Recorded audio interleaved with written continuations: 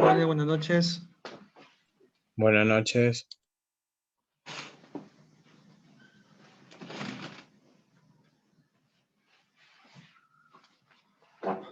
Ya.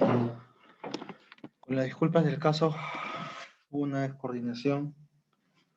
Tuvimos que ajustar un poco los tiempos. Vamos a tratar de poder de poder cubrir todas las dudas. El tema es un tema muy frecuente, muy común realmente. No solo pues en el medio hospitalario, ¿no? De la consulta externa, sino también en el medio cotidiano. ¿Quién no en algún momento ha tenido pues un episodio de dolor abdominal, tipo una epigastralgia, ¿no? ¿A quién no le ha caído mal algún tipo de alimento, algún tipo de sustancia? Y bueno, pues vamos a poder recapitular, tocar los puntos más resaltantes del tema para poder aclarar las ideas que podamos nosotros y dudas que se puedan generar. El tema es enfermedad por reflujo gastroesofágico. No todo está escrito, hay algunas cosas que siempre van a quedar en el tintero y tenemos algunas dudas, pues las podemos compartir para ver de qué manera nosotros podemos ayudar en solucionar estas dudas. Delegado Dávila, ¿cuántos somos en total? Somos 26, doctor. 13 de grupo B y 13 de grupo A. Ya, falta uno, ¿verdad? Sí, porque hay 26 contando con usted. Faltaría uno. Ya, esperamos 2 minutos. No podemos empezar. Digan ustedes, ahí está su compañero.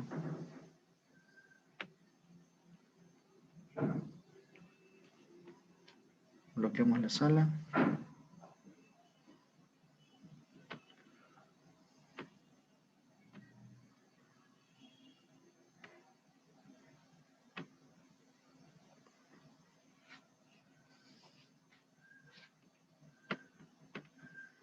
Tenemos todos. Muy buenas noches. El tema en esta oportunidad es enfermedad por reflujo gastroesofágico. Mi nombre es Enrique Padilla Grandes. Soy médico asistente del servicio de gastroenterología del Hospital Heisen.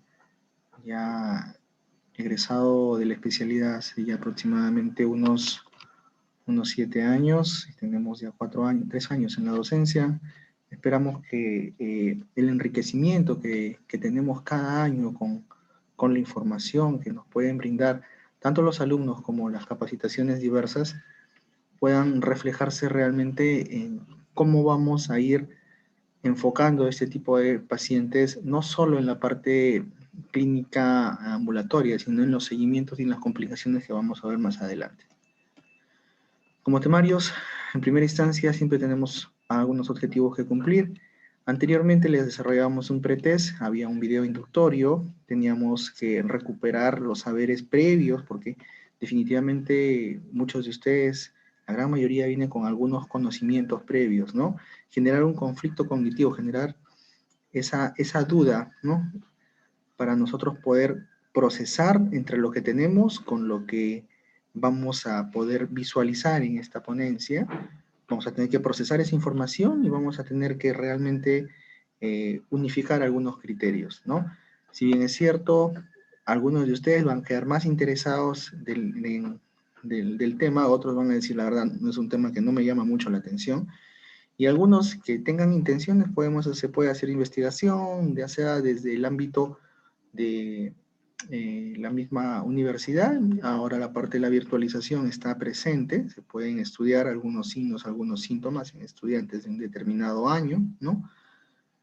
Y esto publicarlo, ¿no? Como estudios descriptivos que pueden sumar siempre para el tema de su currículum.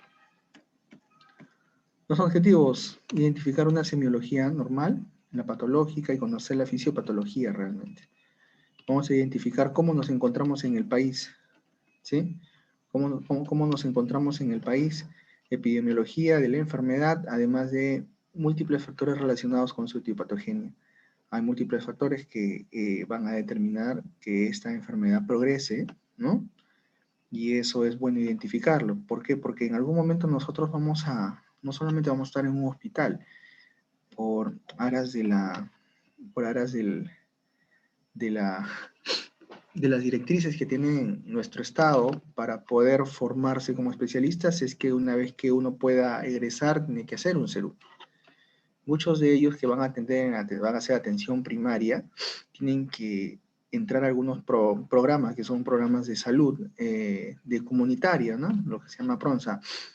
Y en estos se establece la promoción de la salud, promover y ejecutar la educación en los servicios, tanto en la familia como en la comunidad, los buenos hábitos, ¿sí? Y esto es muy importante. Sabemos que la gastronomía es uno de los ejes y los pilares realmente en cada uno de los escenarios en donde nos vamos a mover. Cada lugar tiene su tipo de alimentación propia y muchas veces no es la más adecuada. Puede ser muy agradable, pero muchas veces no es la más adecuada, y eso con el tiempo puede llevar algunos signos o síntomas que nos pueden llamar la atención y podemos ayudar, en este caso, a la población. Vamos a ver un videito, ¿sí?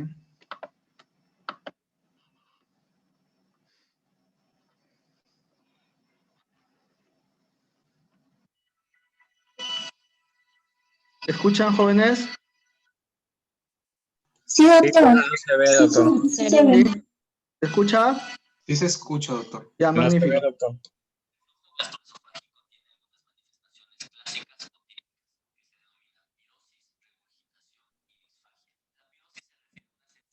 Doctor, disculpe, se escucha pero no se ve.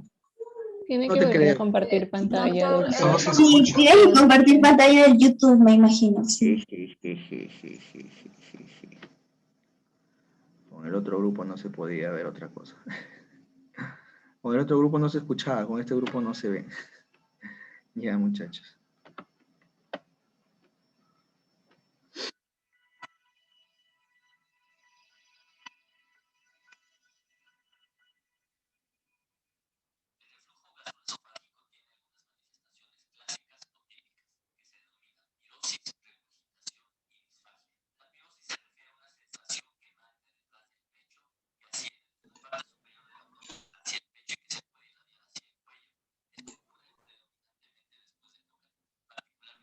Doctor, disculpe, no se escucha.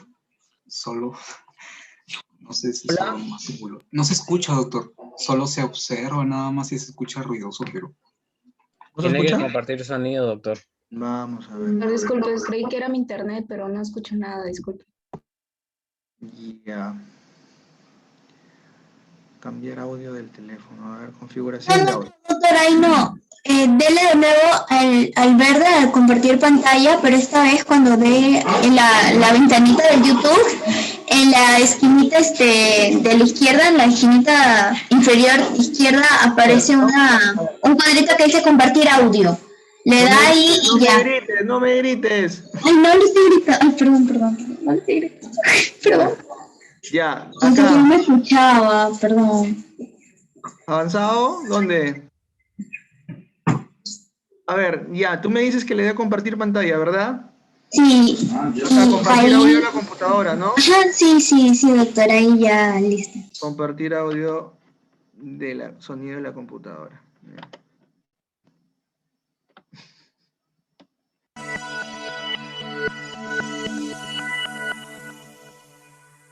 El reflujo gastroesofágico tiene algunas manifestaciones clásicas o típicas, que se denominan pirosis, regurgitación y disfagia. La pirosis se refiere a una sensación quemante detrás del pecho que asciende desde la parte superior del abdomen hacia el pecho y que se puede irradiar hacia el cuello. Esto ocurre predominantemente después de comer, particularmente después de comidas con alto contenido de grasa o muy copiosas. Algunos cambios en la posición, como recostarse después de comer, pueden exacerbar estos síntomas. La regurgitación se refiere a la sensación de regreso de alimento del estómago por el esófago e incluso llegando a la boca, pero sin ardor. Y la disfagia se refiere a la dificultad que existe para el paso del alimento. Se debe sospechar el diagnóstico de enfermedad por reflujo gastroesofágico en aquellas personas que presentan estos síntomas típicos, pirosis, regurgitación o disfagia, al menos 2 veces por semana durante 4 a 8 semanas continuas. Dentro de los síntomas que se deben indagar de manera sistemática y de manera muy acuciosa, ya que se denominan datos de alarma, existe disfagia, que ya comentamos es la dificultad para deglutir, la odinofagia, que es el dolor para comer, pérdida de peso, antecedentes familiares de cáncer del tubo digestivo alto, anemia o edad avanzada. También existen otros síntomas que se denominan atípicos, y estos suelen ser muy complicados de evaluar y suelen ocasionar un retraso en la evaluación por el gastroenterólogo, ya que usualmente no se asocian al reflujo gastroesofágico y son predominantemente pulmonares a nivel de oído, nariz o garganta, así como el dolor torácico de origen no cardíaco. Se estima que alrededor del 30 al 80% de los pacientes adultos con asma pueden presentar reflujo gastroesofágico. Algunas manifestaciones atípicas de reflujo gastroesofágico pueden ser la otitis, el asma, la sinusitis, las erosiones dentales, las úlceras en la boca, el mal aliento, la faringitis, laringitis e incluso la descarga retronasal, las cuales se pueden confundir con distintas enfermedades tanto de nariz, boca y garganta. Finalmente, es importante decir que en las personas que tienen dolor torácico y que han sido evaluadas por un cardiólogo y se ha descartado una enfermedad cardíaca, la segunda causa que origina este dolor es el reflujo gastroesofágico.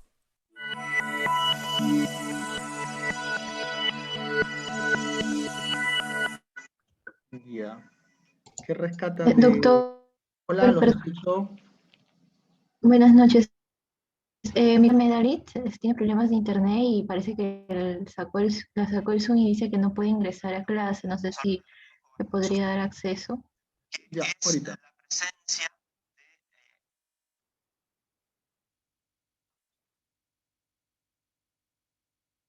Porque le aparece la clase como bloqueado o algo así. Es que ya estaban los 27, no sé por qué se fue. A ver ahora. Ella tiene problemas de internet, doctor. Sí, está bien. Vamos a dejar la reunión abierta, ¿eh? Solicite la invitación.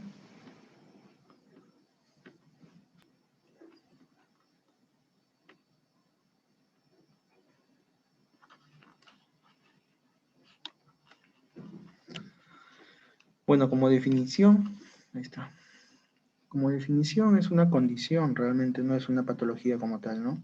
Es una condición que se va a desarrollar cuando el reflujo del contenido gástrico hacia el esófago va a generar algún tipo de sintomatología o complicaciones, ¿sí? Ahora, de este enunciado, de esta premisa, pueden partir muchísimas preguntas, definitivamente. Ustedes están abiertos a poder elaborarlas. Esta definición fue del Consenso de Montreal en el año 2006 y se ha mantenido hasta el momento, ¿no? Pero de todas maneras, de este enunciado pueden salir muchísimas preguntas. Nos hacemos la pregunta, molestias, que pueden ser, como dijo el video, típicas o atípicas, ¿no? O complicaciones. También nos podemos hacer la pregunta, ¿y si no genera molestias y solo causa complicaciones? ¿Es enfermedad por reflujo? ¿No? Entonces, hay que tener en cuenta eso, ¿no? Vamos a verlo en el transcurso que les voy a hacer mención. La prevalencia mundial y factores de riesgos de la enfermedad por reflujo, hay algunos metaanálisis que están abiertos para que puedan ser revisados, ¿sí? Información es múltiple, hay enfoque práctico realmente, es un diagnóstico clínico basado en síntomas típicos de acidez estomacal y regurgitación ácida. Existen directrices, ¿no?, que van a estar orientadas muchas veces a que se debe probar con un inhibidor de bomba para nosotros hacer una prueba de causa-efecto, ¿no? Si los síntomas de reflujo disminuyen después de 8 semanas, si no disminuyen, no mejoran, la sugerencia va a ser siempre una evaluación endoscópica. Ahora, todos coinciden realmente entre manifestaciones típicas y atípicas, ¿no? Definitivamente se han clasificado en síndromes esofágicos y estresofágicos. La historia clínica va desde un cuestionario realmente que es muy, muy, muy sencillo de realizar, y la respuesta a la terapia antisecretora son insuficientes para hacer un diagnóstico concluyente de enfermedad por reflujo, Muchas veces la endoscopía tiene una sensibilidad baja. Recientemente hay disponibilidad de impedancia intraluminal. A veces decimos, pero doctor, impedancia se realiza en nuestra localidad, no se realiza. Sin embargo, hay algunos pacientes que sí requieren, ¿no? Pacientes que el contexto en el cual ellos se desarrollan son personas muchas veces muy jóvenes que tienen sintomatología, son buenos respondedores a IVP, ¿no? No tienen mayor complicación, y realmente pues interrumpen sus hábitos cotidianos, ¿no? En ellos sí aplica una impedancia para ver si es que, o una pHmetría para ver si es que estos pacientes van a ser tributarios de un manejo quirúrgico, ¿no? Ahora, guías múltiples, vamos a encontrar diversas. Consensos, el consenso de Lyon. El consenso de Lyon habla del diagnóstico moderno de la enfermedad por reflujo, ¿no? Está abierto, lo pueden encontrar en los buscadores, en PubMed, ¿no? Y nos habla de realmente la diferencia que vamos a poder nosotros discernir entre hacer un diagnóstico de enfermedad por reflujo de manera indirecta a través de la endoscopía, ¿no? Ya que a veces se decía, no, pero ella tiene por ahí una esofagitis erosiva, Los Ángeles A, no, ya debe ser enfermedad por reflujo. Muchas veces lo consideran así, pero vamos a ver que es totalmente diferente en lo que nos dice el consenso. También está abierto, lo van a poder discutir, lo van a poder evaluar en sus momentos que tengan un poco de tiempo libre. Ahora lo tenemos la ventaja de que los consensos a veces están traducidos automáticamente de acuerdo al sistema operativo de la computadora. Así que, de todas maneras, si pueden, pongan en práctica su inglés y si no, van al traductor. No hay excusa. Hay que recordar un poco la parte anatómica. ¿Por qué siempre les hago recordar un poco la parte anatómica? Porque de ella, ¿no? Nacen y parten realmente el comprender cómo funciona el órgano. Muchas veces, cuando nosotros comprendemos realmente cómo funciona, podemos entender cuándo no está funcionando.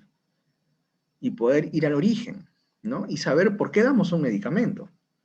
No es simplemente repetir como muchos otros hacen, no, tiene epigastralgia, da IVP, ¿no? Tenemos pacientes tomando IVP mucho tiempo. Tenemos que recordar que existe una aplicatura, ¿no? Que existen ligamentos frenoesofágicos, hay una crura diafragmática, la cual le da cierta tensión a esa área del esfínter esofágico inferior, ¿no? ¿Para qué? Para que pueda ser funcionante. Cuando hay alguna alteración, ya sea de la crura diafragmática, del ligamento frenoesofágico, de esa área que es la aplicatura, ¿no? Es cuando vienen algunos factores a determinar que el ser reflujo con el tiempo va a generar molestias, ¿ya? Y nos ponemos a pensar, doctor, pero ¿qué podamos entender? Es sencillo interpretarlo en este dibujo, ¿no? Si algo que nos genera un aumento de presión acá, ¿no? Definitivamente nos va a alterar el tema de reflujo. Si tenemos alteraciones en receptores neuronales, como son algunas enfermedades neurológicas, ¿no? También, ¿no? Cuando hablamos, se me ocurre de enfermedades que van a generar que el estómago se quede más tiempo los alimentos producto de que alteraciones de la motilidad, llevando a una dismotilidad, ¿no? Ya sea en hipotiroideos, en diabéticos, ya sea en pacientes los cuales han tenido una secuela de algún EBC, ¿no? También nos va a llevar a que pueda haber acá una cierta ruptura del equilibrio entre lo que nos puede brindar la crura diafragmática, ¿no? Con los ligamentos asociados y realmente lo que pueda tolerar producto del cambio de presión. Vamos a ver. Hay algunos moduladores del esfínter esofágico inferior. Dentro de ellos son algunos que van a incrementar el tono del esfínter y hay algunos que van a disminuir el tono del esfínter.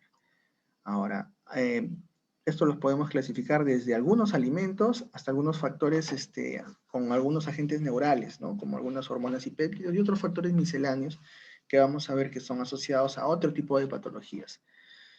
¿Qué sucede cuando hay una estimulación con gastrina, ¿no? Vamos a ver un incremento del esfínter, definitivamente. Y cuando hay un incremento de la gastrina, cuando hay un incremento de la motilina, ¿no? Cuando nos hacemos la idea, ¿cuándo se produce gastrina? ¿Cuándo? Cuando se abre el píloro, ¿no? Cuando el alimento comienza a pasar hacia adelante, por sentido común. Si va a pasar hacia abajo, arriba tiene que estar cerrado para que pueda seguir su camino, ¿no? Ahora, ¿qué va a disminuir el tono del esfínter esofágico inferior? No nos olvidemos que cuando el quilo está dentro de la luz duodenal, ¿no? Y tiene algunas sustancias las cuales van a estimular por receptores de que se produzca más colecistocinina o somatostatina o péptido vasoactivo, inhibidor vasoactivo, definitivamente la gastrina está disminuida, ¿no? ¿Por qué? Porque hay una cantidad realmente importante en duodeno. Está cerrado el píloro, ¿sí? Y comienza a abrirse el esfínter esofágico inferior para que pueda deglutir en algunos casos los alimentos que puedan estar en camino. Los alimentos. Las proteínas van a incrementar el tono definitivamente, ¿sí? ¿No? ¿Y cuáles lo van a disminuir? Las grasas, los chocolates, algunas sustancias como la menta, los irritantes.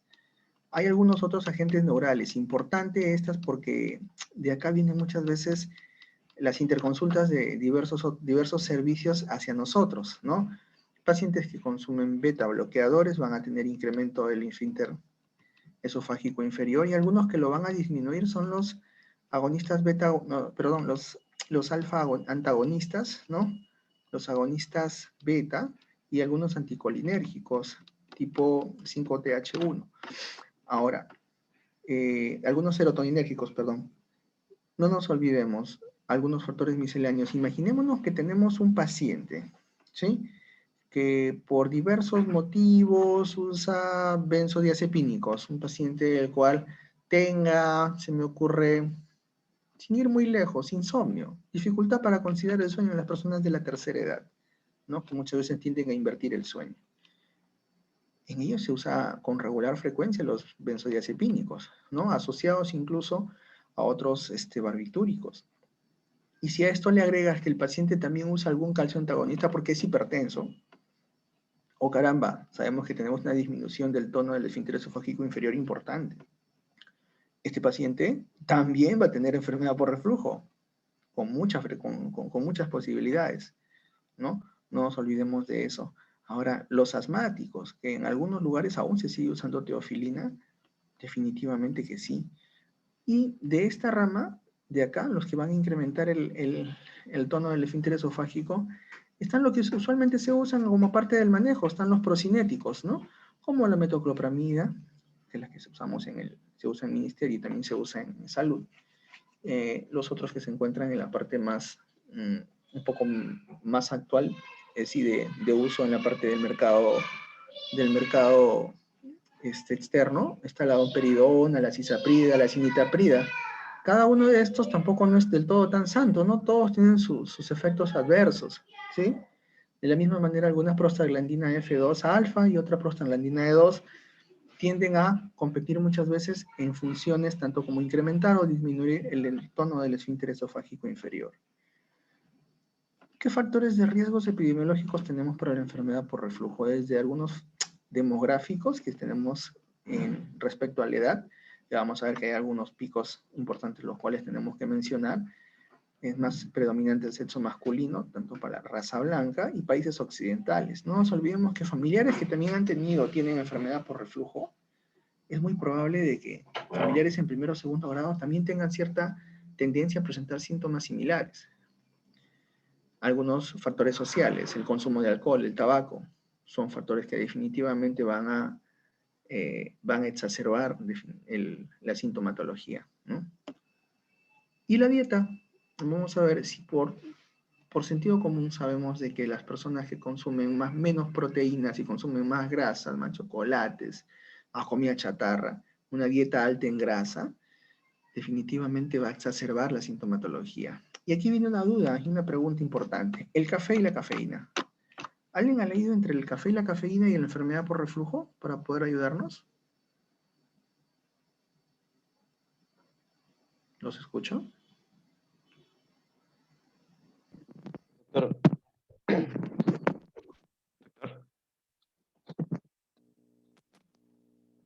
doctor, ¿Los escucho? ya, específicamente no he leído cómo es el mecanismo que relaciona el consumo de café y cafeína con el reflujo del gastroesofágico, pero pero sí he leído de que el consumo de café y la cafeína en cantidades excesivas y más durante la noche y no, mientras no hay consumo de alimentos, puede llevarte a sufrir de gastritis, de acidez estomacal. Eso es lo que había leído. ¿Alguien más? Doctor. ¿Escucho? Sí, doctor. Bueno, yo hace tiempo, no sé si estará bien, pero había leído que este café, tanto el café como el té iban a tener santinas que iban a aumentar la frecuencia de las relajaciones del esfínter esofágico. Entonces, por eso iba a estar relacionado a alergia, pero solamente ese pequeño dato había leído. Ya, está bien. Es cierto, ¿no? Y aún más cuando genera mayor acidez cuando consume, si a eso le agregas azúcar, ¿no? Que lo que hacen muchas personas, no toman toman el café sin azúcar, ¿no? Para poder disminuir la sintomatología. ¿Alguna duda, pregunta hasta este momento?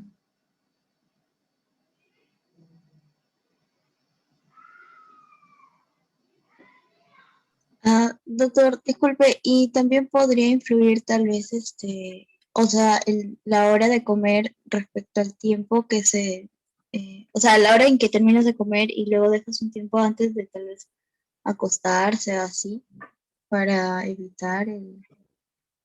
Sí, pero estamos hablando ahorita de factores epidemiológicos. La parte Ah, ok, clínica, ok. eso lo vamos a tocar un poquito más adelante. Ya, Sí, ya. sí, es importante también eso cuando tenemos algunas comorbilidades o algunas condiciones en particular. ¿Hasta ahí alguien tenga que hacer alguna duda o alguna pregunta para poder comentarla?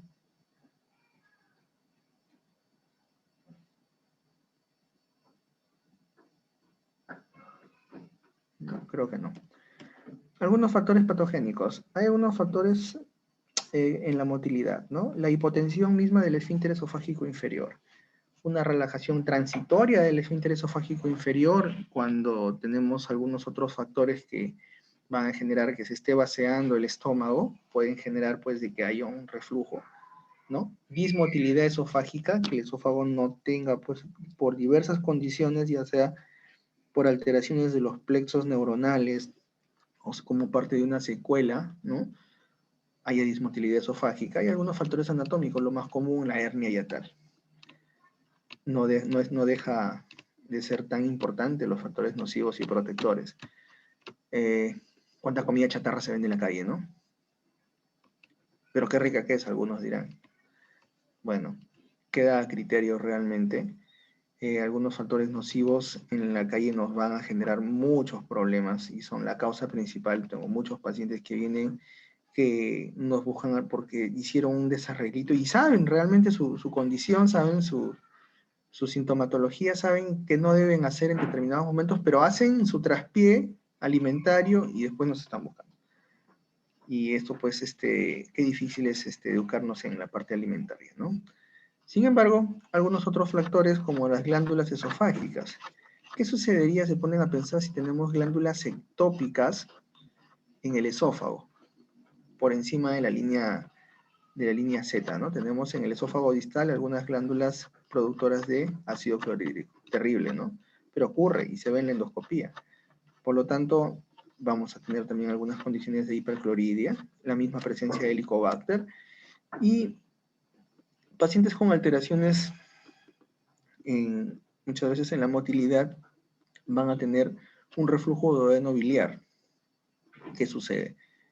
Hay alteraciones en la vía biliar, ya sea por cálculos, ya sea se me ocurre por secuelas, ¿no? Sí, quirúrgicas, ya sea por pancreatitis, por otros motivos, ¿no? O por simplemente han tenido un pseudodivertículo duodenal producto de una enfermedad ulceropéptica, ¿no? Y no tienen la misma motilidad, y esto va a generar de que haya un reflujo, un paso de la parte del contenido biliar hacia el estómago, ¿no?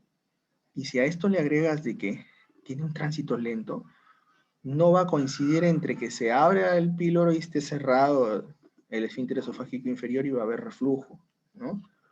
O imaginémonos que esas escasísimas cantidades que ocurren en la noche como reflujo gastroesofágico, que es algo fisiológico, tengan un contenido que el esófago no puede realmente tolerar, ¿no? Que el clearance esofágico no sea el suficiente para poder equilibrar realmente, a ver, ¿quién entró? Que no pueda equilibrar ese pH, ¿no? O que simplemente tengamos una condición en la cual la saliva no sea de la calidad óptima. Nos olvidemos y nos hacemos la pregunta, ¿cuánto de saliva producimos? ¿No? Y esa saliva realmente sirve para el clearance. Que la calidad de esa saliva sea mala, definitivamente ya nos está haciendo pensar de que el clearance no va a ser el más adecuado. Bueno.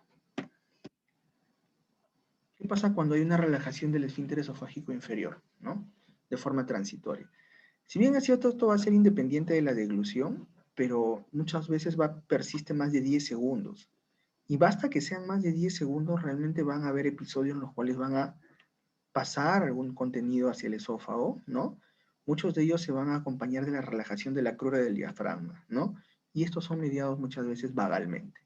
Ahora, ¿qué factores que determinan reflujo en el esfínter esofágico inferior? ¿Quiénes? ¿En qué pacientes? Pacientes que hagan demasiado esfuerzo abdominal. ¿Quiénes? Nos ponemos a pensar. Ustedes se ponen a pensar y dicen, ah, mira, esa persona que qué tales abdominales que se maneja, ¿no? Realmente hace mucho trabajo, realmente, pero de ellos llegan varios al consultorio, ¿no? Hay que tener en cuenta, quienes también levantan mucho peso tienden a tener mayor posibilidad de enfermedad por reflujo. Ni qué hablar a los que tengan hernia hiatal. Definitivamente ellos son muy frecuentes. El acortamiento esofágico producto de secuelas quirúrgicas, ya sea por secuela de una neoplasia, ya sea por ingesta de álcali, ingesta de sustancias ácidas que muchas veces ocurren, y cuando se ve alterada la duración de la relajación.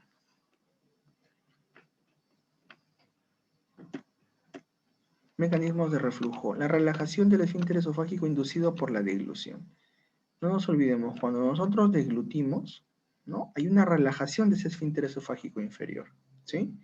Muchas veces si estos se asocian a peristalsis ineficaz, ¿sí? Y más aún si es que hay asociado de hernia hiatal, definitivamente, ¿no? Uno deglute, la presión con la que está deglutiendo la cantidad de alimentos es inferior a la que hay en la parte del estómago, por lo tanto, hay una pequeña cantidad que va a regresar y va a generar molestias. La presión del esfínter esofágico inferior hipotenso. El reflujo inducido por esfuerzo. Es muy importante. Se observa con presiones menores de 5 milímetros de mercurio. No es muy frecuente, sin embargo, en pacientes con esofagitis severa hasta la causa hasta del 25%. Muchos de ellos están asociados a una hernia hiatal. No dista mucho de la realidad cuando nosotros hacemos una endoscopía y pasamos el esófago, pasamos a estómago y lo que vemos es que el esfínter se abre y se cierra. No es que entramos y lo vimos cerradito, ¿no? De por sí ya estaba entreabierto. Sabemos que es un esfínter hipotenso endoscópicamente y esto se puede demostrar mediante pues una impedancia, ¿no? Pero eso es lo que se ve con mucha frecuencia. O sea, ¿hay un subregistro realmente de pacientes con esfínter esofágico inferior hipotenso? Yo creo que sí. No hemos hecho ese estudio, no tenemos las condiciones, porque para eso necesitamos otro tipo de logística para poder hacer esas mediciones, pero es muy evidente, ¿no? Ahora, ¿qué sucede? Vamos a ver acá en este cuadro. Esta es lo que teníamos acá, ¿no? A la altura de la crura diafragmática, lo que estaba acá, como parte de la aplicatura. Pero ¿qué pasa cuando la presión, vemos que no cierra del todo, y una parte sube? Esto es una hernia hiatal. ¿Cómo lo diferenciamos endoscópicamente? A la hora que entramos, primero que se ve como un pequeño saco, y dentro del saco se ven algunas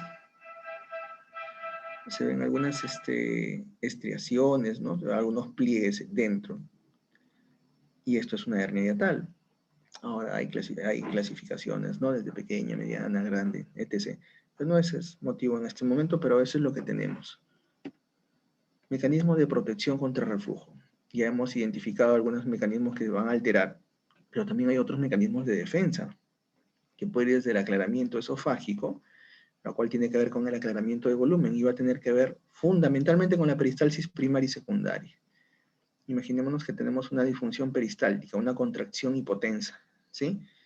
Es ahí donde el aclaramiento del esófago tiene una importancia vital, ¿no? Sin embargo, el 25% de las esofagitis son leves, ¿no? Producto de alteración del aclaramiento del ácido esofágico, y hasta un 50% tienden a ser esofagitis grave. Ahora, la secreción salival y glandular esofágica neutraliza pequeñas cantidades de ácido. No nos olvidemos, el tabaquismo, la serostomía, que es la resequedad de las mucosas, ¿no? Y algunos otros fármacos. Por ejemplo, tengo algunos pacientes que son usuarios de, ¿cómo se llama esto? De algunos inhibidores, bueno, inhibidores de la histamina, ¿no? Cuando consumen antihistamínicos, tienden a tener las mucosas muy secas, ¿no? Y en ellos, pues también tienen diversa sintomatología que va a influir en el aclaramiento. La resistencia del tejido, la defensa epitelial, un factor muy importante. No todos tienen la misma defensa epitelial, eso es de hecho. Por lo que no todos tienen la misma tolerancia al dolor, ¿no? Hay lo que se llama la hipersensibilidad visceral también. Factores gástricos para el reflujo. ¿Qué sucede si tenemos una secreción gástrica, ácida gástrica mayor? ¿Sí? ¿Qué sucedería? O estados de hipersecreción. Muchos de ellos van a tener a que esa pequeña cantidad que normalmente era como reflujo en las noches ya no sea tan pequeña, sino se incremente, ¿no? La hipocloridria relativa, producto de la presencia de Helicobacter pylori, también influiría, ¿no? Generando mayores cantidades en este caso, de gastrina, y si tenemos alteraciones, ya sea en el esfínter esofágico inferior, vamos a tener mayor reflujo. ¿Hay mejoría de la secreción ácida después del tratamiento de recación? Sí. ¿Qué sucede en algunos casos? Les comento. ¿Qué pasa cuando tratamos Helicobacter? Muchas veces el paciente viene con dolor abdominal, epigastralgia, dispepsia, etc. Le damos hacemos una endoscopía, le damos tratamiento para HP. Magnífico. Erradicamos HP. Desapareció su epigastralgia.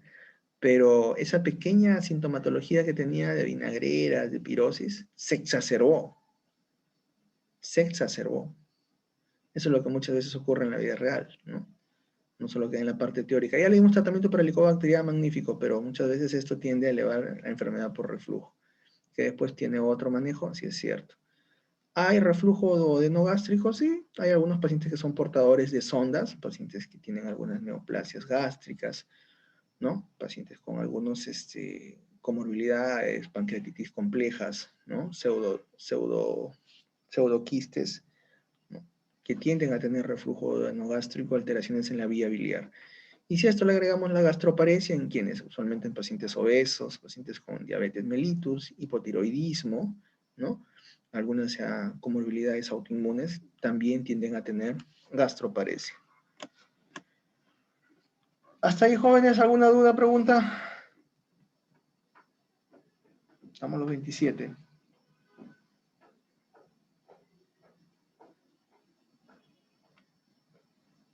Ahora le puedo preguntar yo. Hola. ¿Hablando solo? Hola, doctor. No. Ya. ¿Alguna duda, pregunta hasta este momento? ¿Algo que no quede claro?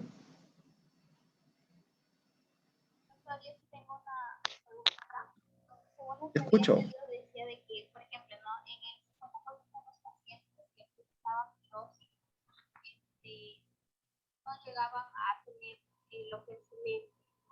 No te escucho nada.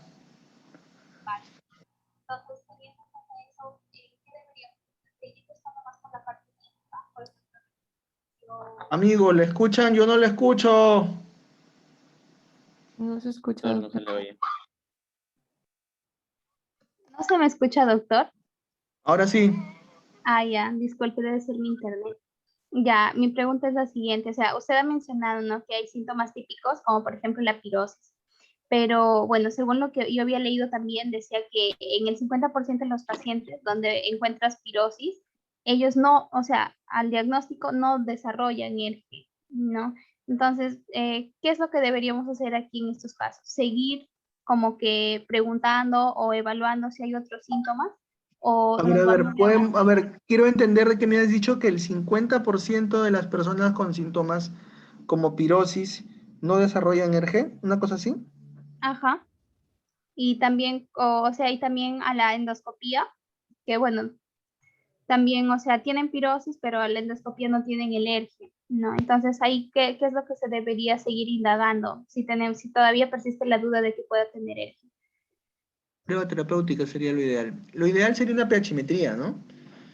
Para ver realmente el tiempo que se encuentra pues alterado el pH, ¿no? En el esófago. Sería lo ideal, ¿no? Y no nos olvidemos que justo más adelante lo vamos a mencionar respecto a que no hay una correlación entre la clínica y la severidad de la enfermedad por reflujo, ¿no? Lo único que por ahí se puede relacionar, ya lo van a ver más adelante qué es, pero no existe una relación directa, ¿no?, proporcional entre la sintomatología, ¿no?, y la severidad de la enfermedad por reflujo. Pero es cierto, por ahí no entendí muy bien la pregunta, que el 50% de las personas que tienen pirosis no tienen enfermedad por reflujo, ¿eso es lo que entendí? Claro, doctor, yo había leído de que, o sea, las personas que presentaban pirosis, en el Ya, 50%, o sea, la mitad, ¿no? De ajá. 100 personas, de 50 a la endoscopía no tenían como irritación esofágica No, o... claro, Ajá. a eso sí, eso, yo creo que más, ¿ah? Realmente hay pacientes que vienen hay pirosis recurrente y no mejoran, los metes a la endoscopía y no les encuentras nada, nada.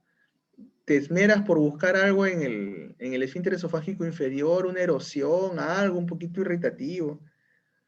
La verdad, no, muy mínimo, a veces casi nada, ¿no? Algunos colegas ponen por ahí esofagitis reactiva, ¿no? Mucosa eritematosa en la parte distal. Yo digo, pero yo no lo veo, ¿no? Por lo menos no lo distingo. Digo, me faltan los lentes, pero no sé, no. En algunos casos sí, muy mínimo, ¿no? Pero no es lo más común. Por eso que no hay una correlación realmente entre la sintomatología y la severidad de la enfermedad por reflujo. ¿Sí? Eso queda muy claro. Hay series, incluso que van hasta de mayor número, más del 50%, que no se correlaciona la sintomatología, ¿no?, clínica con los hallazgos endoscópicos. Muy bien. ¿Alguien más? ¿Algo que agregar? Doctor, disculpe, y si por ejemplo una persona ha tenido gastritis, o bueno, tiene gastritis crónica, ¿no? ¿Aumenta sus probabilidades, su predisposición a padecer ERGE o no? No es un factor establecido. Gastritis tenemos todos. Todos en absoluto. Que todos no desarrollamos enfermedad es diferente. Yo les hago endoscopía a todos ustedes. A todos les tomo biopsia y en todos encuentro un grado de gastritis. En todos. Así no tengan síntomas. ¿Por qué? Porque la historia natural de la gastritis empieza desde la niñez. Es un proceso evolutivo, es un proceso crónico, que por diversos factores va a desarrollar más en algunos otros, sí, porque son portadores de algunos genes, ¿no? Protoncogenes, y en otros no. Algunos van a desarrollar gastritis atrófica y otros no. ¿Sí? Y eso no es un factor de riesgo, pues, como para poder desarrollar enfermedad por reflujo. A los factores que puedan intervenir más en la motilidad, más en la secreción, ¿no?, o en el funcionamiento del esfínter esofágico inferior son los principales, ¿no? más que la presencia o no de gastritis. ¿Alguien más?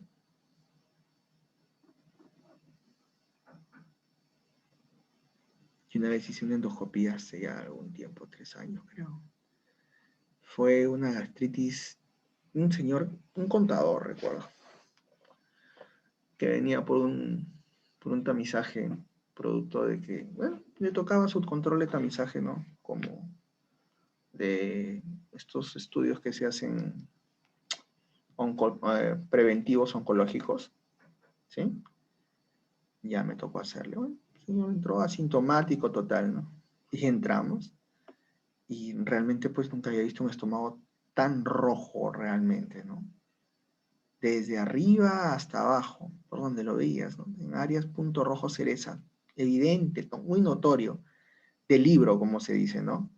Pero el único antecedente, y no sangraba, ¿no? Realmente era su mucosa, era subepitelial, no era, pues, un estómago propio de la mucosa, ¿no? Llamaba la atención. Cualquier otro hubiera colocado, creo yo, pues hasta gastritis severa, ¿no?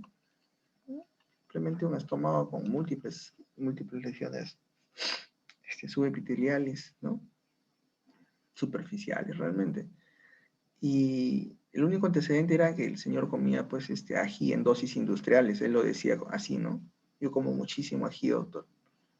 Desayuno, almuerzo y cena. Ah, qué bueno, le digo. Tiene que tratar de evitar realmente, ¿no? Le tomamos biopsias y seguimos el protocolo. Tampoco encontramos mayor alteración más que una gastritis crónica leve. Ahora, pues, entre la gastritis realmente es otro mundo, ¿no? Tú puedes tomar biopsias y no hay una correlación entre la clínica, pues, y muchas veces la parte endoscópica con la parte anatomopatológica, ¿no?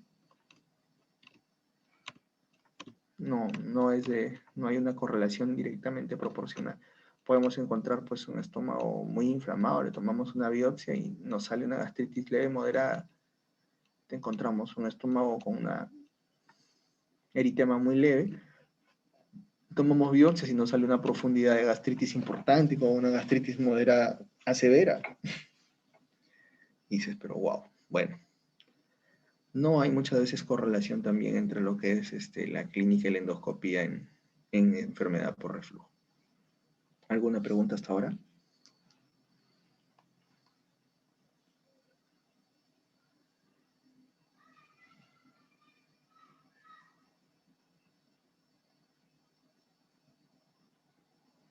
Hola. ¿Nadie? Al menos díganme que sí o que no.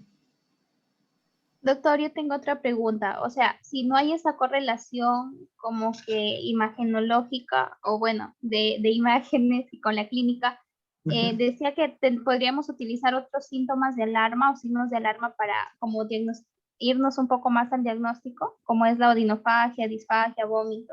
Eso es un pasito más adelante en la parte de poder prevenir realmente y hacer los seguimientos, ¿no? Definitivamente. ¿Qué significa? Muchas veces, si el paciente no tiene síntomas, y ahí viene la pregunta, ¿a partir de qué edad comienzo a hacerle su tamizaje, ¿no? Así no tenga sintomatologías. Se habla a partir de 40 años, ¿no? Se habla que a partir de 40 años se puede hacer estudios de tamizaje, ¿no? Tanto para descarte de cáncer gástrico y donde también se evalúa el esófago. Ahora, ¿qué tal si encontramos, pues, una esofagitis importante, ¿no? Esofagitis erosiva, A, B, según Los Ángeles. El paciente no tiene síntomas, ¿no? Llama la atención. Ah, caramba, le tenemos que dar tratamiento y hacerle un control, pues, de acuerdo a protocolo, ¿no? Por lo menos ahí, como si es que hay una esofagitis y descartamos el Helicobacter, simplemente que el paciente no tenga sintomatología es suficiente. Pero si el paciente tiene su sintomatología, ¿no? Y le hacemos un control, le hacemos una endoscopía y encontramos, pues, una esofagitis importante, ahí entra, pues, a todo un esquema de enfoque de tratamiento. ¿Alguna otra pregunta?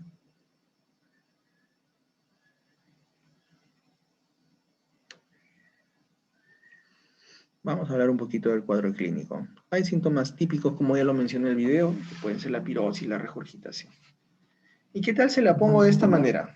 Regurgitación ya vimos que no es lo mismo que pirosis, ¿verdad? ¿O me equivoco? ¿Han escuchado la palabra rumiación?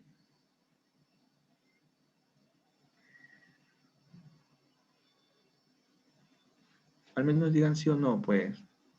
No, doctor. Ok, en este En paso, animales, doctor. En animales. a este paso creo que yo voy a hablar solo o mejor, o les voy a pedir cámaras, elijan, ¿ah? La verdad. Dos nomás responden. La rumiación como parte de si van a revisar el Roma 5, ¿no? Que es la guía de patologías disfuncionales, está escrito. Está escrito qué sucede en algunas personas con trastornos que pueden muchas veces de forma voluntaria regresar los alimentos cuando lo han masticado muy rápido. Imagina que alguien se sienta a comer, tiene examen, no, está ansioso, está tenso, come rápido. Ya. Lo pasó, ya, se va, se sienta, hace su examen, todo. Está pensando y tiene la sensación, lo tiene ahí él mismo puede generar de que el alimento regrese. Lo vuelve a masticar en la boca y lo vuelve a pasar. Eso se da, eso está descrito, ¿no? Esto es una regurgitación, ¿sí? Voluntaria. Y ya tiene un diagnóstico, pues, no parte de los trastornos funcionales. Pero es parte de los síntomas típicos, enfermedad por reflujo. Hay otras manifestaciones estresofágicas que van desde dolor torácico. Les cuento la de esta semana, ¿ya? La de esta semana sí ha sido buena. Mujer joven, 32 años, técnica de enfermería, desarrollando su vida de lo más normal hasta hace más o menos 6 semanas. Y comienza con... ¿Qué empezó a ver? Ya, comenzó con disnea. Empezó con una disnea leve, moderados esfuerzos. Y que le llamó la atención, ¿no? Porque se cansaba, decía. Se cansaba y se cansaba. Y que le dolía, le dolía, decía, le dolía el pecho, le dolía acá, le dolía retroexterno. Ya. Y ustedes hacen la pregunta, ¿y qué hace con el gastro, no? Esa señora se ha ido a salud, se ha hecho evaluar, le ponían IBP, ranitidina, no sé qué más le ponían realmente, creo que hasta agua destilada nomás le ponían ya. Porque decía que le dolía atrás. Y realmente, la señora, cuando llega a hablar conmigo, ya llega a la consulta particular. Me cuenta, no, doctor, he tenido esos síntomas, y yo la veía que cuando hablaba se cansaba. Y tengo 2 pruebas para COVID, y tengo pruebas para esto, y me he hecho ver por el cardiólogo, me han hecho un electrocardiograma, me han hecho una prueba de esfuerzo. Todo negativo, y ahora dicen que es reflujo, doctor. Chamare, decía. Ya, ¿no? Y ¿qué más me decía? Y tengo náuseas, y en mi cara, así, sentaba y comenzaba a eructar de una manera extraña, ¿no? Yo decía, mira, esto solo lo he visto una vez, decía yo. Y era una pacientita que tenía un trastorno funcional, jovencita de 17 años. A ver, pero esta señora no me cuadra bien, la he hecho, le evalúo, le examino, ¿no? Y me dicen que es reflujo y que busque un gastro. Ya me han pasado hasta por el psiquiatra, me han dejado medicamentos porque dicen de que estoy loca, que es mi ansiedad. Wow. Y ahora, ¿cómo solucionas este asunto? Bueno, protocolo, a ver, hacemos las preguntas y todo, asumiendo que pueda ser reflujo, y no cuadraba en absoluto para reflujo, pero ya te lo habían mandado para el descarte. La pregunta, ¿le hacemos endoscopía? ¿Sí o no? Es joven, ¿para qué? Realmente el dolor es retroesternal, ¿no? Y no cumplía ni con pirosis, ni con regurgitación, ni con síntomas estresofágicos, más que dolor torácico, ¿no? Dolor torácico, lo único que tenía. Ni tos tenía siquiera para pensar. Y tenía sus eructos, ¿no? Sus eructos, eso sí tenía. Y un poco de náuseas. Ya el esposo no sabía qué hacer ya. Ya, doctor, dele solución. Pues. Y evaluándola bonito, pues, evaluándola bonito tenía hirsutismo, obesidad central, su mamá con antecedentes de hipotiroidismo. Le evaluamos, palpamos tiroides, un poquito grande. Decimos, bueno, vamos por ahí para achuntarla. Puede ser hipotiroidismo y estamos frente a... y para esto, y encima estaba taquicárdica. Saturaba 99 y estaba taquicárdica. Y decía, no, o sea, ella lo que le molestaba era esa sensación de la taquicardia realmente, ¿no? O sea, venía por una taquicardia importante, 110, y alguien pues en reposo que haga 110 de frecuencia, caramba, le molesta, ¿no? Es como si estuvieras constantemente corriendo. Ahora, ahí pues ya estaba con manejo por el cardiólogo, ¿no? Le habían dado su beta bloqueador y un ansiolítico. Yo le optimicé el ansiolítico, le dejé manejo para reflujo, no mejoró, le evalué, tenía uno que otro sibilante, tenía tomografía de tórax, tenía radiografía de tórax, nada. No, aquí hay que escuché un sibilante, pero así a lo lejos, miserable, por así decir, ese sibilante. Pero dije, no, es un sibilante, vaya al neumólogo. Y le hemos mandado al neumólogo y hemos descartado la posibilidad de enfermedad por reflujo. Porque eso definitivamente por donde lo veas no es reflujo, ¿ah? Porque le hemos dado el IBP, no ha mejorado, ¿no? Definitivamente no ha mejorado. Y hay pues un síntoma importante que es la taquicardia, ¿no? Y hay disnea, pues porque la señora habla y se cansa. Está hablando y está jadeando un poco. Ya le hemos mandado al neumólogo. El neumólogo estos días me va a dar la respuesta porque le habíamos mal hecho que me explique realmente qué ha encontrado, porque está para algunas pruebas funcionales o algunas pruebas con estímulo de beta 2, a ver cómo responde, ¿no? Pero así muchos pacientes se van pasando de especialidad en especialidad para ir descartando otras, ¿no? Algunos pacientitos que tienen una tosecita importante, ¿no? Esa, una tosecita también, tosen, y una garraspera, te dice. Ellos también vienen bastante del otorrino al gastro y del gastro al otorrino.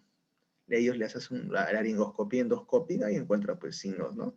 Inflamatorios en los aritenoideos, ¿no? En la cúpula. Y esto pues lo que es signo indirecto de reflujo, ¿no?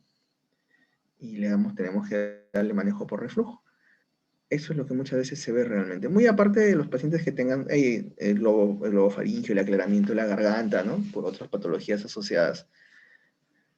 La serostomía, ¿no? Dolor faríngeo y la tos. Hay pacientes que hacen tos. Toda una tos irritativa producto de reflujo. Qué bárbaro. Hay síntomas atípicos, dentro de ellos el hipoleructo, como les dije, ¿no? Náuseas, vómitos y hasta solo dolor abdominal. Y otro grupo importante que cursan de forma sintomática. Doctor, pero no nos dijo de que dentro de la definición era que tenían molestias. Sí, pues, pero también dije molestias o complicaciones. ¿Qué pasa si son pacientes que ya no tienen molestias? ¿Sí? Y tienen algunos hallazgos endoscópicos en una endoscopía de tamizaje de rutina y les encontramos algunos signos sugestivos. Caramba, son personas que tienen complicaciones de la enfermedad por reflujo, porque esa es una complicación de enfermedad por reflujo lo que estoy viendo, ¿no? Una erosión o un esófago de Barrett, ¿no? Pero el paciente es asintomático. Qué importante es darnos cuenta de esto.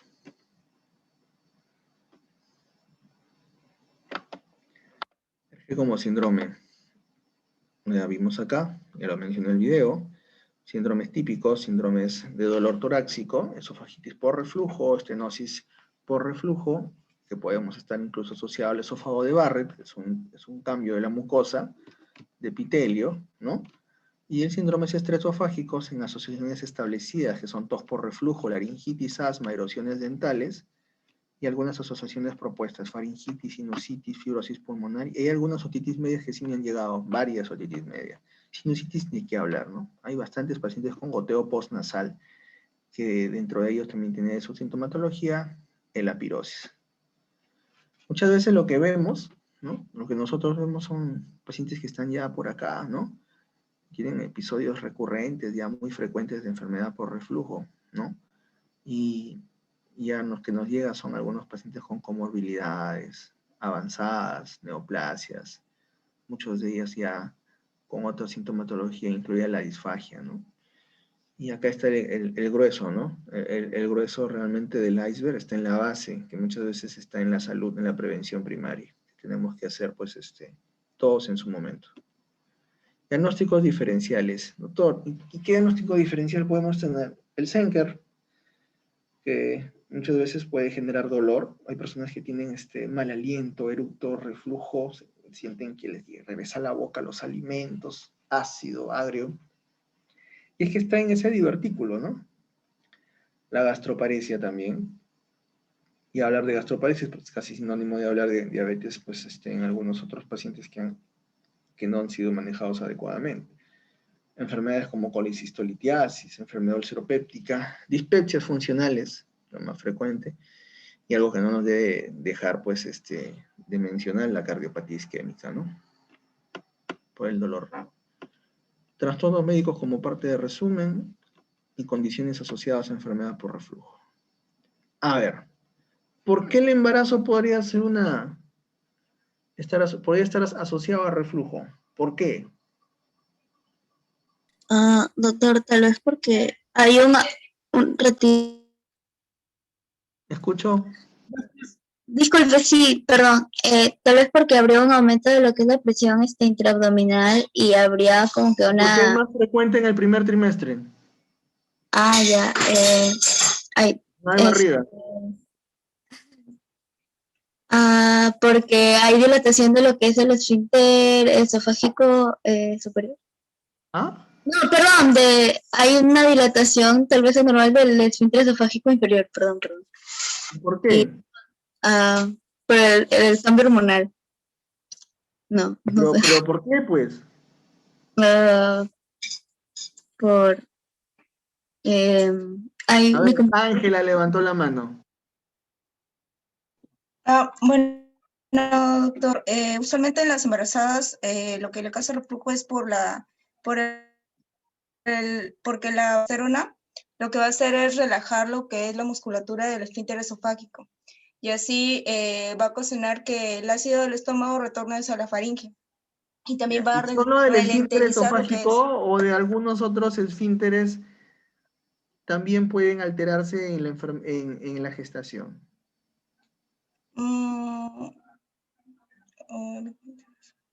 Bueno, sé que el esfínter esofágico y que va a ralentizar el vaciado gástrico. No me acuerdo qué otro esfínter alteraría. Ya. A ver, tengamos en cuenta ya que mencionaron ese cambio hormonal, ¿qué hormonas son las que tienen que participar o tienen que ver con el correcto funcionamiento del esfínter esofágico inferior?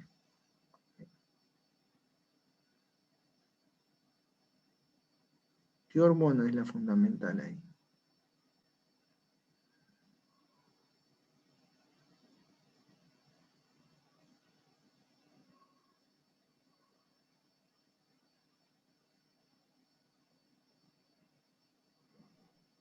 Doctor, sobre las que disminuyen la presión, Y ahí estaría, por ejemplo, la colecistocinina, la secretina, la progesterona en caso de embarazo. en la progesterona, más que la colecistocinina, es la progesterona. La progesterona es la que se encarga de enlentecer todo, en su gran mayoría, ¿sí? En su gran mayoría se encarga de enlentecer todo.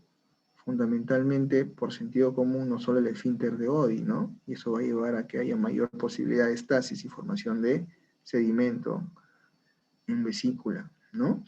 Sino también la de sintomatologías como la enfermedad por reflujo.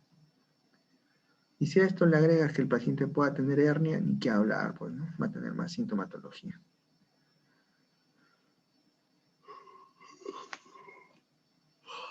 Ya, ¿qué más? Neuromusculares, la parálisis cerebral, el síndrome de trisomía 21, tumores como el gastrinoma, ni qué hablar, complicaciones posoperatorias, tipo miotomía de Heller, banda gástrica, tiende a tener, por ejemplo, una de las condiciones que te piden para que se pueda hacer banda gástrica es que no tenga hernia yatal.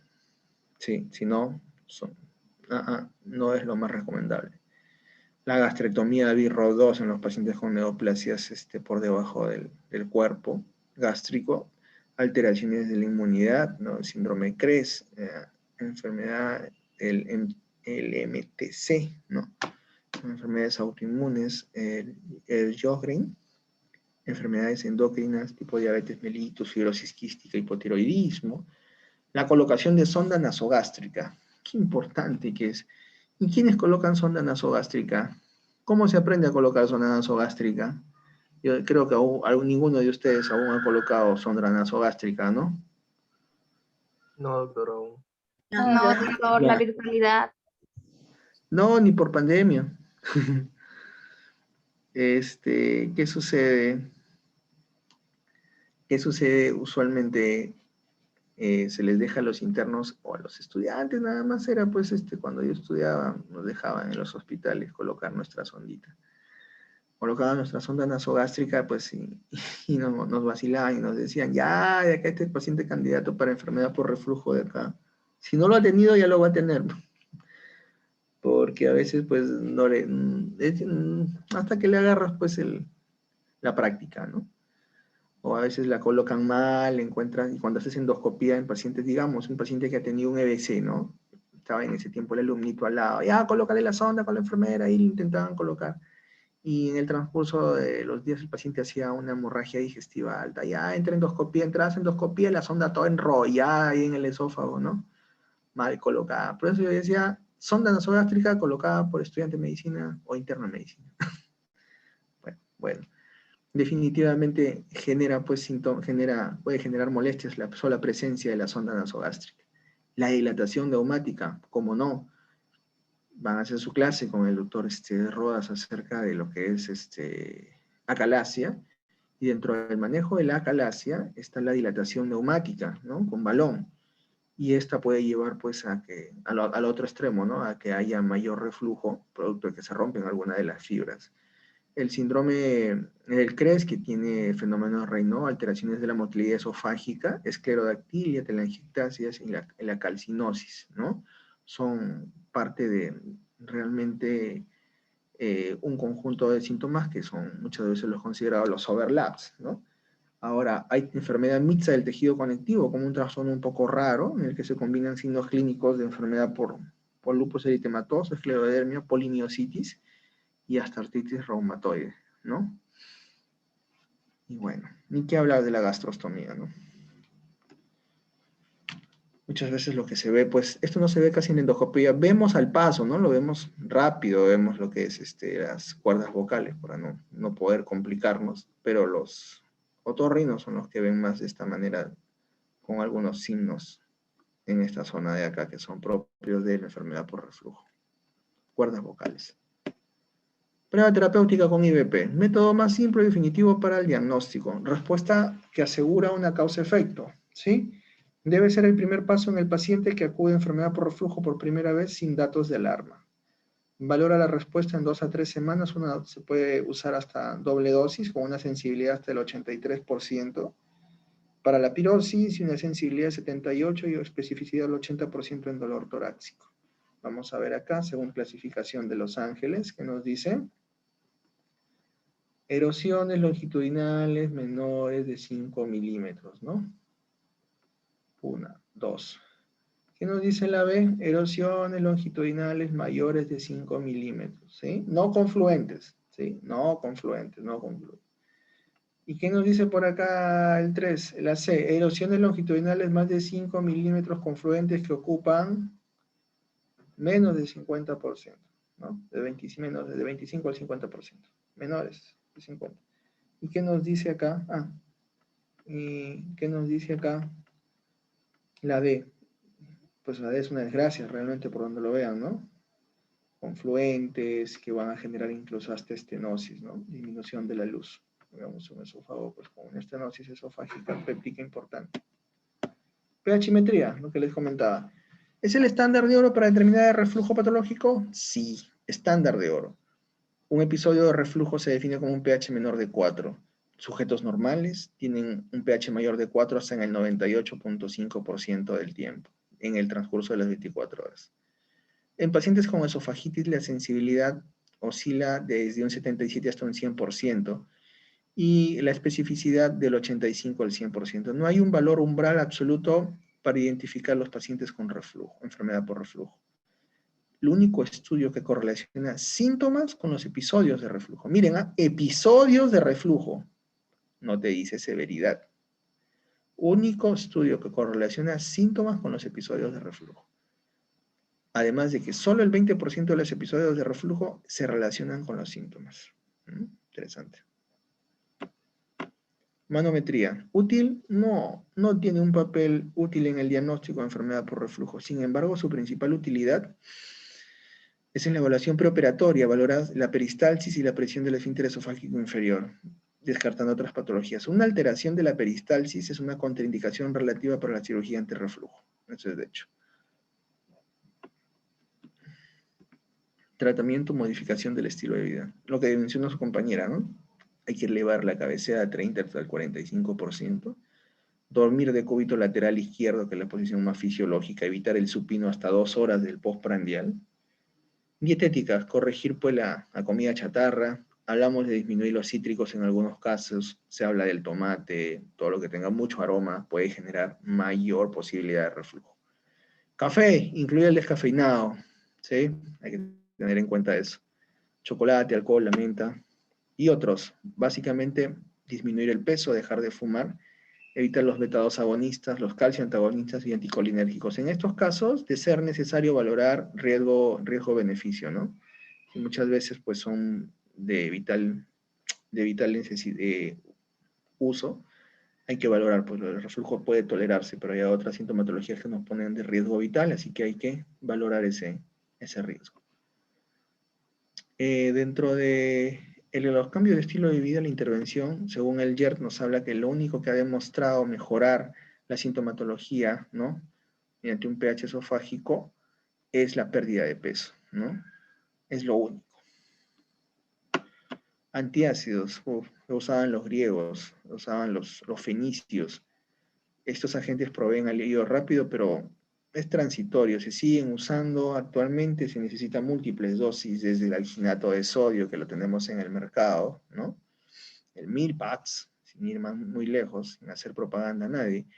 Es controversial la efectividad para quitar los síntomas. No ha demostrado curar la esofagitis, definitivamente solo disminuir la sintomatología. Es un efecto modesto, ¿no?, de algunos medicamentos como los procinéticos, pero tiene un alto perfil de eventos adversos, como lo mencioné en su momento, ¿no? La metoclopramida, que nos lleva a la discinesia tardía, la ansiedad, la distonía, el temblor, ese temblor, ese tremor que muchas veces podemos ver en las personas. Hay personas que me dicen que, doctor, ¿qué me ha dado? Realmente me siento ansioso, no sé ni qué hacer, no sé... Ah, caramba, una complicación, ¿no?, un efecto adverso. La cisaprida, arritmias, incluso hasta muerte cardíaca. Por eso que mucho cuidado con algunos medicamentos, ¿no? La domperidona no cruza la barrera hematoencefálica, poca ginecomastia y galactorrea, es uno de los que tiene mejor perfil este D2 antagonista. Y los antagonistas de la H2, a la batería, ya, inhiben la secreción ácida uniéndose a los receptores en la membrana vasolateral. Esperen un momento, se me acaba la batería y eso sí, no es bueno.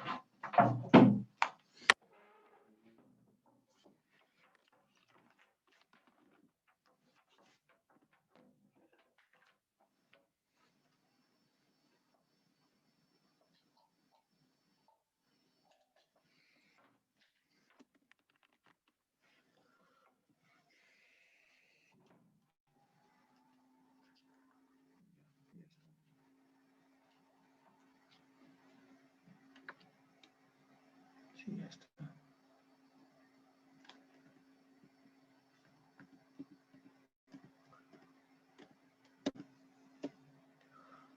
Los antagonistas H2 van a inhibir la secreción uniéndose a los receptores histaminérgicos tipo 2 en la membrana vasolateral de la célula parietal.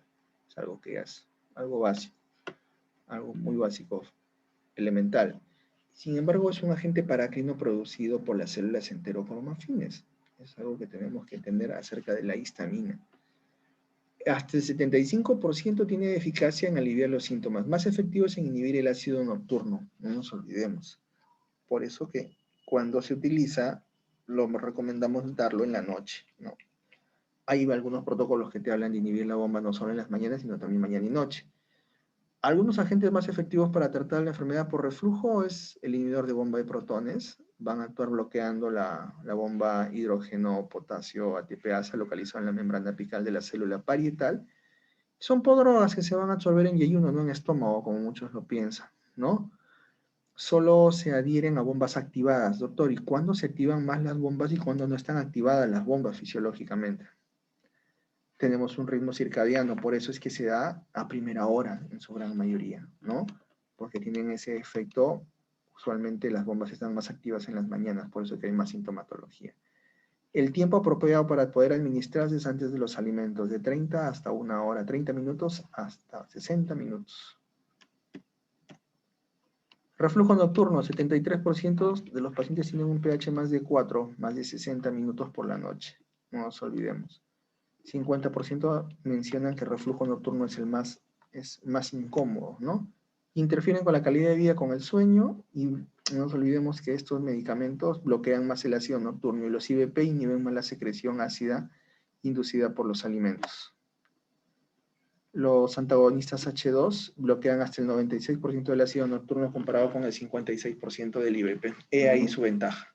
La única ventaja realmente. Y las estrategias para mejorar la satisfacción del paciente, porque doctor, no mejoro realmente, sigo con la molestia, no sé qué pasa, no sirve lo que tomo, ¿no? Y usted le hace las preguntas, pero hay algunos agentes apropiados se están usando los agentes apropiados para la severidad del paciente, realmente. El paciente necesita, nos estamos quedando cortos, tal vez. El IBP ofrece un beneficio significativo para aquellas personas que requieren tratamiento diario. Sin embargo, hay que abordar el escape del ácido nocturno. Podemos dar una segunda dosis de IBP de acuerdo a los ciclos, ¿no? O se puede añadir un H2 por la noche, ¿no? Y en muchos casos, la gran mayoría es añadir un antiácido condicional, ¿no? Por requerimiento necesario. Considerar la farmacocinética, las etnias a la hora de escoger el IBP, también es importante, ¿no? Hay algunos que tienen más adherencia al lansoprazol, de acuerdo muchas veces al tipo de paciente. ¿Alguien tiene hasta ahí alguna pregunta después de esta maratón del tema de enfermedad por reflujo? Doctor, disculpe, entonces, si por ejemplo un paciente tuviera reflujo nocturno, ¿qué sería lo mejor darle? Ranitidina y en vez No te de escucho, si alguien qué. un paciente tiene reflujo, o bueno, su principal síntoma de esta enfermedad de alergia es el reflujo nocturno, o sea, cuando se acuesta, Lo ideal es empezar con IBP. Ya, pero no sería, o sea, si ya tiene en la noche el reflujo, no sería necesario darle tal vez para que... Lo ideal es empezar con el IBP, siempre. Lo ideal. Hay que ver por qué este paciente tiene más sintomatologías en la noche. Hay que corregir su régimen alimentario muchas veces, ¿sí? Hay que ver ritmo de sueño, hay que ver otros factores que están asociados ahí, pero lo ideal en reflujo, ¿sí? Es iniciar pues como prueba terapéutica con el IBP como primer medicamento. Ya, doctor. Y otra pregunta ya para cerrar. Bueno, para ya no preguntar más. ¿Qué clasificación se usa más? ¿La Saber-Miller o la de Los Ángeles? Los Ángeles. Ya, gracias, doctor. Varía, no se usa. Es que encontré hay como un libro que tiene los dos, entonces quería ver cuál era. Los Ángeles describimos más, ¿no? Ya, doctor. Desde que me he formado no he visto que alguien me haya puesto por ahí Saber-Miller, ¿no?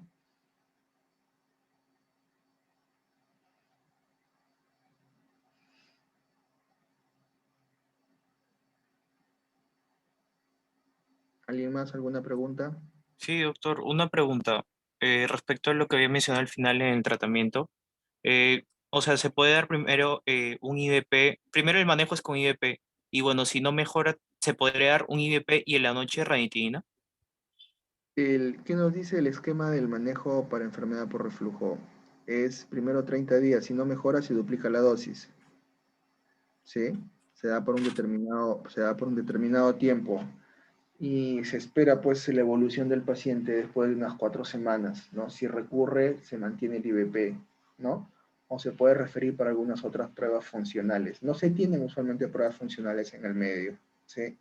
Así que muchas veces, muchos de ellos tienden a tener pues este manejo de IBP de larga data, si no lo enfocan adecuadamente.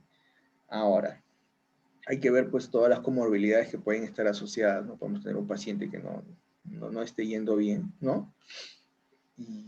Y tenga diabetes, tenga hipotiroidismo asociado.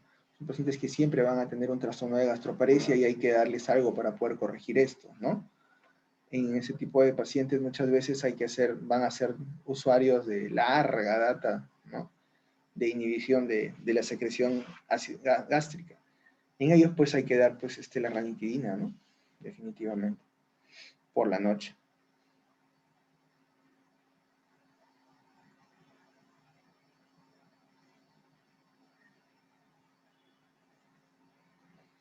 Si nos ponemos a hablar de manejo, enfoque del manejo de enfermedad por reflujo, según las guías, léanlo ahí, el diagnóstico y manejo moderno de la enfermedad por reflujo, el consenso de Lyon, es muy interesante, ¿no? Solo les he dejado ahí la pepa para que ustedes la tomen y la lean, que realmente pues no nos alcance el tiempo, ¿no? Mira, hemos hablado, ¿cuánto? Una hora y media casi de este tema, ¿no? Realmente es vasto, es amplio.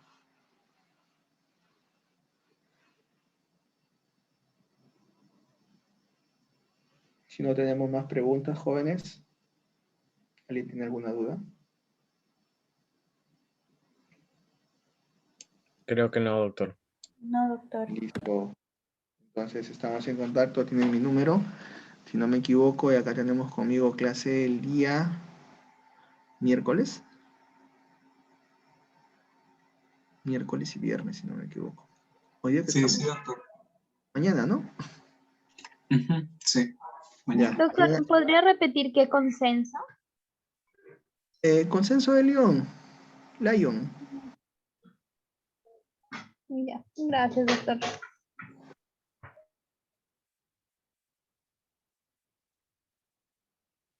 Tengan una buenas noches. Hasta luego. Hola, doctor. Muchas gracias, doctor. Gracias, que tengan una buena noche.